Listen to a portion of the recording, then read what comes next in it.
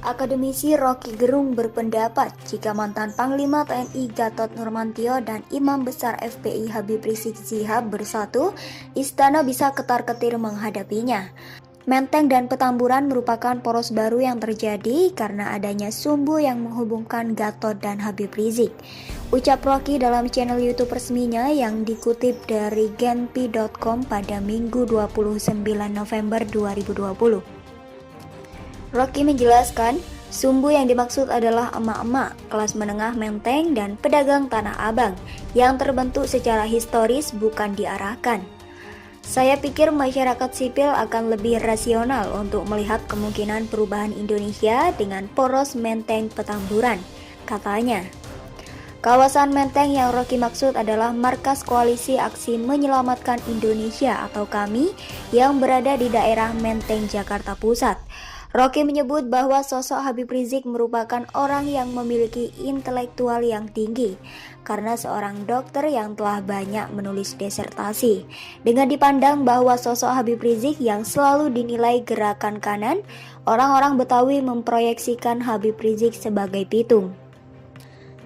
Dengan lagam politik Habib Rizik yang seolah-olah si pitung, saya menganggap Habib Rizik lebih plural. Bahkan lebih plural daripada mereka yang di istana, ujarnya. Adanya pertemuan antara poros Menteng dan poros Petamburan, Rocky berpendapat akan terjadi dua hal di dalam pihak istana negara. Ada dua hal, pertama istana tiap hari akan rapat untuk melihat sejauh mana antara Habib Rizik dan Gatot. Kedua partai politik akan menyusun ulang strategi kampanye, bebernya. Rocky Gerung mengatakan poros baru Menteng Petamburan antara Gatot Nurmantio dan Habib Rizik merupakan poros perubahan yang akan menjadi ancaman bagi istana. Sehingga saya percaya bahwa ada poros baru dalam politik Jakarta, yaitu poros Menteng Petamburan. Ada kami di Menteng, ada Habib Rizik di Petamburan. Dan poros ini adalah poros pikiran, poros moral, poros akhlak. Jadi bagaimana mungkin menurunkan poros pikiran, poros moral, poros akhlak? Siapa yang mau memanjat pikiran? Siapa yang mau memanjat akhlak? Siapa yang mau memanjat moral? Itu pasti jatuh tuh. Jadi nggak mungkin baliho pikiran, baliho moral, baliho akhlak itu diturunkan, nggak bisa itu. Itu akan tergelincir mereka yang berupaya untuk menurunkan baliho moral, akhlak dan pikiran. Nah, soal Syahganda ini teman saya yang udah berabad-abad mendebat, mendiskusi, dan teman berkelakuan buruk sebetulnya. Karena selain urusan baik, Syahganda juga bagian dari sejarah gerakan mahasiswa yang berupaya terus untuk bertahan dan tidak bisa didamaikan oleh kekuasaan. Satu waktu di sekitar tahun 90 itu ITB digoyang oleh demo besar menolak kehadiran wakil pemerintah waktu itu Rudini. Dan Syahganda ditangkap di situ lalu masuk penjara bersama-sama temannya yang sekarang ada di kekuasaan, Pak Abdul Rahman. Di situ ada Denci, kita panggil Denci, Jumur Hidayat. Lalu timbullah semacam keputusan bahwa apa yang pernah diselenggarakan di Bandung itu tidak bisa dihindari untuk berulang di dalam jiwa saudara Syahganda itu. Dan aktivis Jakarta selalu cari cara supaya bisa terhubung dengan mereka yang ada di Bandung. Saudara Hariman Siregar adalah orang yang selalu ingin menghubungkan seluruh pusat aktivis politik mahasiswa karena kita ambil semacam risiko untuk berhadapan dengan kekuasaan. Nah, hari ini buku itu diterbitkan dan kita bisa bayangkan apa isi buku itu, yaitu pikiran. Nah, sekarang kalau pikiran itu diucapkan melalui buku, maka tidak ada orang yang bisa menghalangi pikiran itu beredar.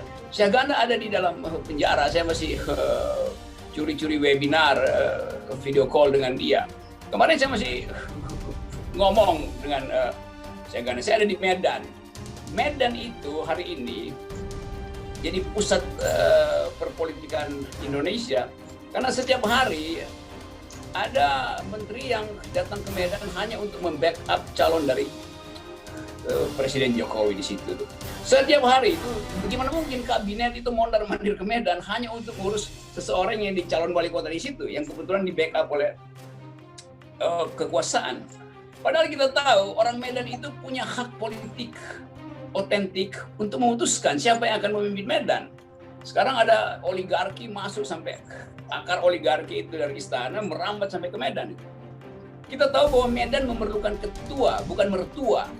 Jadi soal-soal semacam ini yang mesti kita berantas, yaitu bahwa pikiran itu harus dibebaskan dari intervensi politik. Dan bukunya Syahganda itu memang dimasukkan untuk mengingatkan bahwa Indonesia pernah diterbitkan oleh pikiran bagus. Seluruh pemimpin republik di awal itu orang yang doyan berdebat.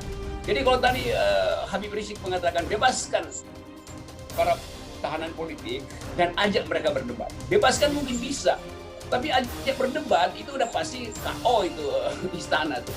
Karena istana nggak ada orang yang mampu berdebat. Bisanya adalah membicarakan orang. Jadi kita lihat kontras politik kita hari ini.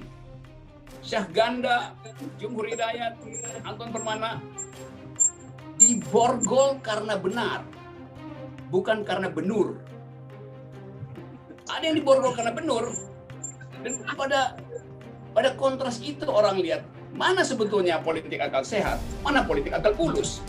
Jadi dari awal kita tahu bahwa politik itu adalah upaya untuk meloloskan keadilan tiba di tempat yang dibutuhkan oleh rakyat. Itu yang terhalang oleh arogansi kekuasaan. Dan bukunya Syahganda berupaya untuk mengingatkan lagi bahwa republik ini didirikan untuk dalil keadilan. Nah, kehidupan kita hari ini dibikin bodoh, dibikin dungu karena arogansi kekuasaan yang anti pikiran. Ini rejim yang betul anti pikiran. Kalau orang nggak anti pikiran, ngapain ada undang-undang ITE itu? Jadi rejim yang anti pikiran selalu ingin mengendalikan perubahan yang sebetulnya bisa diawasi dengan perdebatan tadi. Tapi justru karena menghindari perdebatan, maka kalimat dihadapi dengan borgol. WA saudara Jumhur dihadapi dengan pidana, kan ngaco tuh.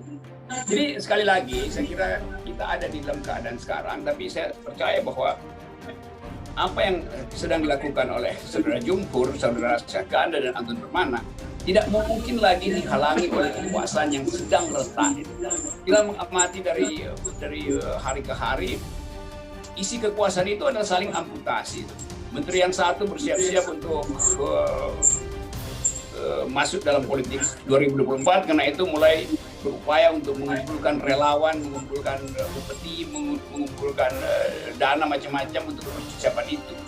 Jadi sekali lagi saya ingin mengingatkan satu quote dari Albert Camus, filsuf politik Prancis yang berasal dari Aljazair. Dia bilang begini, "Freedom is not a gift from a state or a leader, but the possession to be won every day by the effort of each and the union of all." Kira-kira terjemahan bahasa Bataknya bunyinya begini, kebebasan itu, kemerdekaan itu bukan hadiah dari negara atau dari pemimpin, tetapi hak yang harus diperjuangkan setiap hari oleh setiap orang dan dengan persatuan kita semua. Jadi semangat itu yang terbaca di dalam buku Pemikiran Sang Revolusioner, yaitu keinginan untuk terus-menerus bertarung dalam pikiran.